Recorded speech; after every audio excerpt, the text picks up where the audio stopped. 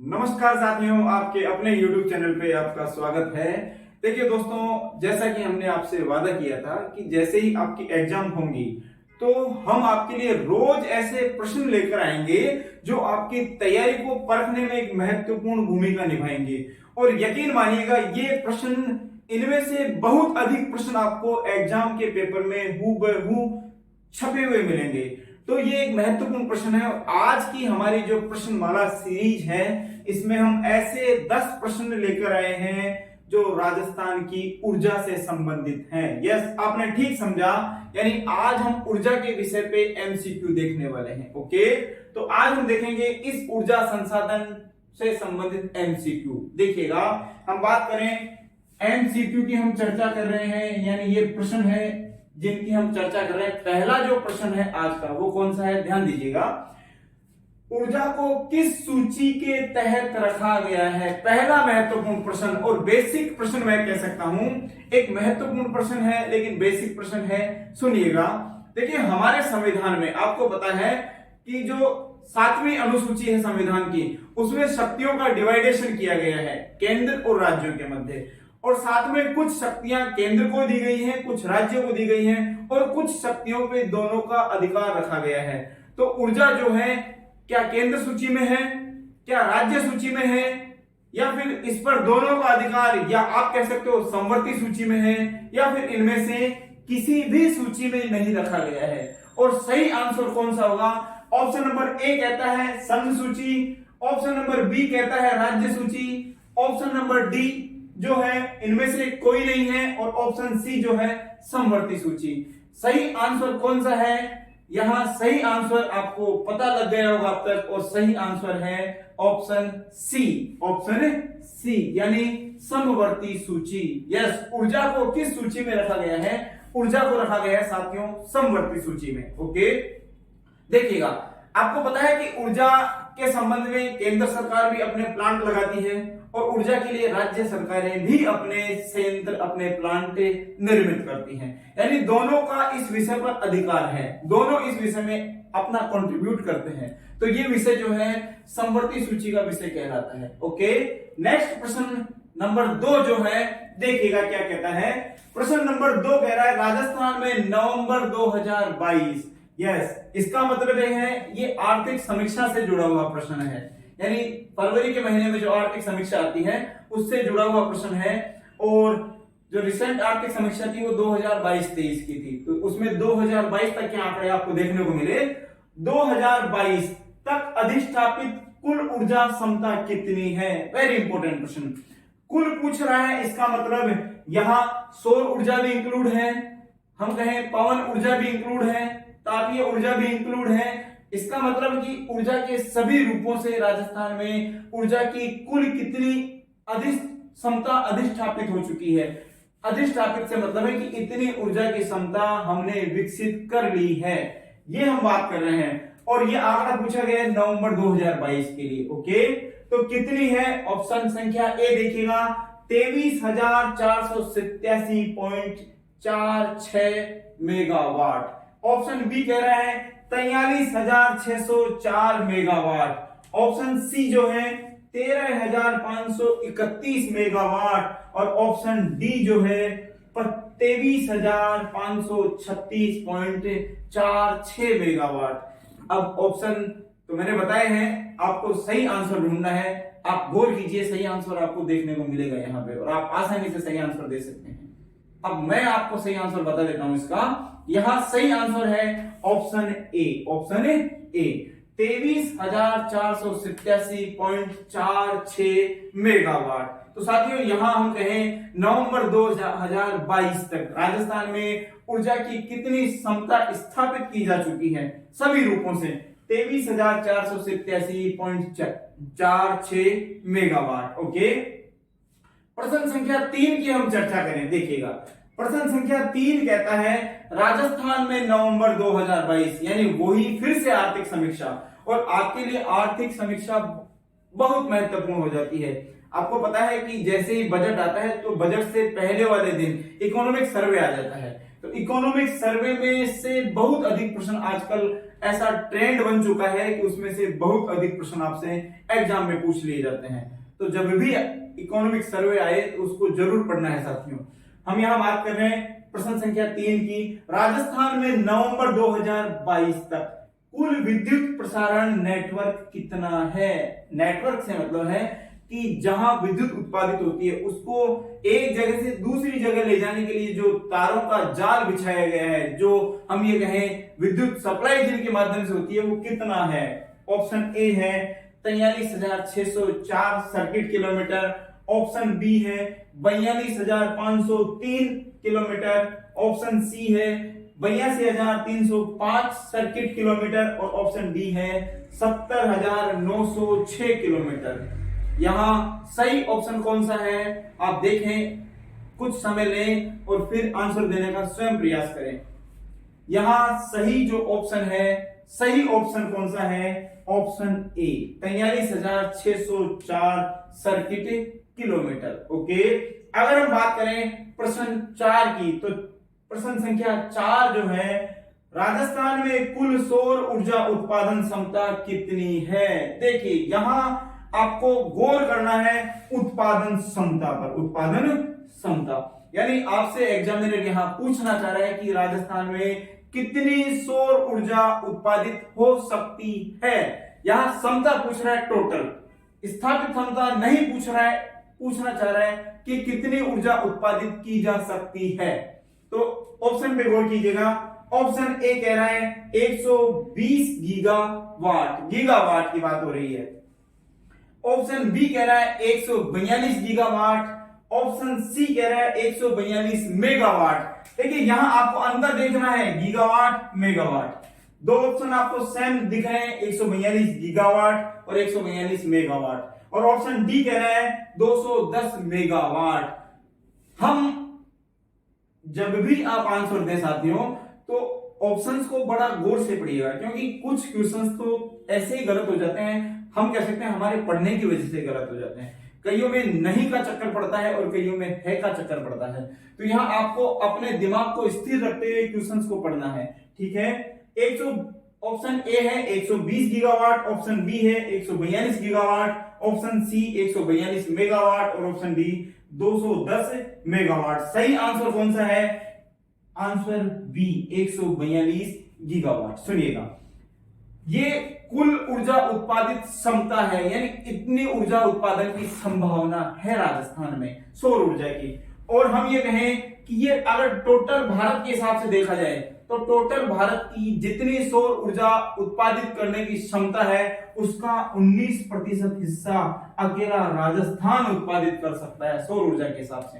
और आपको पता भी होगा कि राजस्थान के जो पश्चिमी इलाके हैं, जैसे जोधपुर, जैसे जैसलमेर, ये जो इलाके हैं ये सौर ऊर्जा उत्पादन के लिए हम ये कह सकते हैं आदर्श स्थान माने जाते हैं। क्यों? क्योंकि ये मरुस्थलीय इलाके हैं और इनमें सूर्य का ताप जो है बहुत अधिक मात्रा में प्राप्त होता है। और एक दूसरा कारण आपको मैं बताऊं कि देखिए दोस्तों, राजस्थान के आसपास हम ये कह सकते हैं समुद्र नहीं है, तो वर्ष में 365 जो दिन होते हैं, उन 365 दिनों में से 325 दिन राजस्थान में मौसम कैसा रहता है? बिल्कुल साफ रहता है, खुला मौसम रहता है, इसीलिए सूर्य ताप भी अधिक मात्रा में प्राप्त होता है। इसी वजह से हमने यहां हमारे ये कह सकते हैं कि सोलर सिटियां, जिसे आप सीज कह सकते हो, स्थापित की हैं सोलर एनर्जी एंटरप्राइजेज जोन के नाम से। और हमने देखा है कि उसमें जयपुर को स्थान दिया गया है, जैसलमेर को स्थान दिया गया है, जोधपुर को स्थान दिया गया है, अजमेर को स्थान दिया गया है और साथ में पुष्कर को भी स्थान दिया गया है। इस तरीके से 5 सोलर सिटी राजस्थान में बनाई गई। कितनी सोलर सिटी? 5। SEEZ आप कह सकते हो, सीज आप कह सकते हो, सोलर एनर्जी एंटरप्राइजेज जोन। इसमें कितनी शहर है? 5 शहर राजस्थान में बनाए गए। कौन कौन से बताए मैंने आपको? देखिए, एक हमने बात की जोधपुर, एक हमने बात की जयपुर, एक हमने बात की जैसलमेर, ओके, एक हमने बात की अजमेर और एक हमने बात की पुष्कर। तो इस तरीके से 5 सोलर एनर्जी एंटरप्राइजेज जोन के तहत ये सीटियां बनाई गई हैं, ओके। नेक्स्ट क्वेश्चन देखिएगा, क्वेश्चन संख्या 5 दिसंबर 2022, इसका मतलब वही आर्थिक समीक्षा को लेकर प्रश्न है। दिसंबर 2022 तक राजस्थान में सौर ऊर्जा की अधिष्ठापित क्षमता कितनी है? यहां देखिए बहुत महत्वपूर्ण प्रश्न है। चौथे प्रश्न में आपसे पूछा गया था कि संभावना कितनी है, और पांचवें प्रश्न में पूछ लिया गया है कि अधिष्ठापित क्षमता कितनी है। अधिष्ठापित का मतलब है जितनी क्षमता स्थापित हो चुकी है वो कितनी है। देखिएगा, तो यहां हम कहें ऑप्शन ए कह रहे हैं 13,400 मेगावाट, ऑप्शन बी कहता है 13,531 मेगावाट, ऑप्शन सी है 18,900 मेगावाट, और ऑप्शन डी है 23,487 मेगावाट। तो यहां सही ऑप्शन कौन सा है साथियों? ऑप्शन को सही को तलाशने का प्रयास करें। मुझे तो बताना है, लेकिन आप स्वयं भी ऑप्शन को देखने का प्रयास करें। और सही ऑप्शन कौन सा है? ऑप्शन बी, ऑप्शन है बी, 13,531 मेगावाट। ये राजस्थान में कुल सौर ऊर्जा की क्षमता स्थापित की जा चुकी है। और हम देखते हैं कि वर्तमान में राजस्थान सौर ऊर्जा के हिसाब से, सौर ऊर्जा उत्पादन के हिसाब से भारत में कौन से नंबर पे है? प्रथम। भारत में प्रथम नंबर पे है हमारा राजस्थान। तो ये भी एक महत्वपूर्ण प्रश्न बन जाता है कि सौर ऊर्जा उत्पादन की दृष्टि से वर्तमान में राजस्थान किस स्थान पर है? कौन से स्थान पे है? प्रथम स्थान पर है, पहले स्थान पे है। प्रश्न संख्या 6 की हम बात करें, देखिएगा, प्रधानमंत्री कुसुम योजना, और भारत सरकार के हिसाब से एक महत्वपूर्ण योजना है ये। प्रधानमंत्री कुसुम योजना का संबंध किससे है? एक महत्वपूर्ण प्रश्न। ऑप्शन ए देखिएगा, बायोमास ऊर्जा उत्पादन में वृद्धि तथा प्रबंधन सुधार से, पहला ऑप्शन। ऑप्शन बी देखिएगा, सौर ऊर्जा पंपों एवं ग्रिड से जुड़े सौर ऊर्जा संयंत्र की स्थापना से। ऑप्शन सी देखिएगा, पवन ऊर्जा संयंत्र की स्थापना को बढ़ावा देने से। और ऑप्शन डी कहता है उपर्युक्त सभी से। कौन सा ऑप्शन सही होगा मैं आपको बता दूं कि देखिए, ये जो योजना है ना, ये हम कह सकते हैं कि भारत सरकार की योजना है। भारत सरकार द्वारा ये योजना चलाई गई, और इस योजना का जो मुख्य उद्देश्य था वो हम कह सकते हैं कि सोलर पंपों को लेकर था, सोलर पंपों को लेकर। और यहां सौर ऊर्जा को लेकर आपको ऑप्शन बी जो दिख रहा है वो बिल्कुल राइट ऑप्शन है साथियों। ऑप्शन बी क्या है? सौर ऊर्जा पंपों एवं ग्रिड से जुड़े सौर ऊर्जा संयंत्रों की स्थापना, यानी सौर ऊर्जा संयंत्र स्थापित किए गए और साथ में इन्हें किससे जोड़ा गया? इलेक्ट्रिक जो ग्रिड है उनसे जोड़ने का इन्हें प्रयास किया गया। तो इसलिए ये योजना भारत सरकार द्वारा प्रारंभ की गई थी। यहाँ ऑप्शन बी बिल्कुल राइट ऑप्शन है। प्रश्न संख्या 7 की हम बात करें तो प्रश्न संख्या 7 उसी योजना को लेकर है, पीएम कुसुम योजना। पीएम से मतलब प्राइम मिनिस्टर, प्रधानमंत्री कुसुम योजना, जिसकी घोषणा केंद्रीय बजट, अभी हमने कहा था कि ये योजना केंद्र सरकार की योजना है, केंद्रीय बजट। इसकी घोषणा किस केंद्रीय बजट में की गई? 2018-19 के केंद्रीय बजट में घोषणा की गई है। प्रश्न को समझने का प्रयास कीजिएगा, सिर्फ घोषणा की गई है। की घोषणा की गई भारत में कब प्रारंभ हुई, यानी इसका प्रारंभ कब किया गया? घोषणा तो हमने देख लिया, प्रश्न जैसा कि प्रश्न में कहा भी गया है 18-19 के केंद्रीय बजट में, लेकिन प्रारंभ कब हुई? तो यहाँ ऑप्शन ए कहता है 1 दिसंबर 2019 को, ऑप्शन बी कहता है 8 जुलाई 2020 को, ऑप्शन सी है 8 मार्च 2019 को, और ऑप्शन डी है 3 अप्रैल 2020 को। सही ऑप्शन पहचानिएगा, सही ऑप्शन है साथियों ऑप्शन सी, 8 मार्च 2019 को। हम ये कहें कि अंतरराष्ट्रीय जो महिला दिवस है उस दिन ये योजना प्रारंभ की गई थी, 8 मार्च के दिन। ओके, और सन कौन सा था? 2019 में। तो इस तरीके से इसको याद कीजिएगा।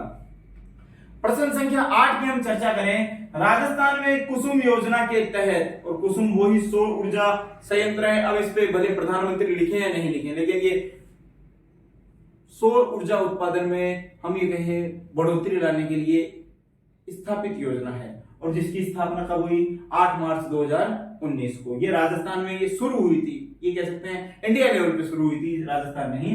प्रश्न संख्या 8 पे फिर से चर्चा करते हैं। राजस्थान में कुसुम योजना के तहत प्रथम प्लांट यानी पंप संयंत्र कहां स्थापित किया गया? इसको थोड़ा फोकस कीजिएगा, इस पे गौर कीजिएगा। इस पे पंप संयंत्र यानी सौर ऊर्जा से संचालित पंप संयंत्र राजस्थान में कहां स्थापित होता है? राजस्थान को लेकर एक प्रश्न पूछ लिया गया है।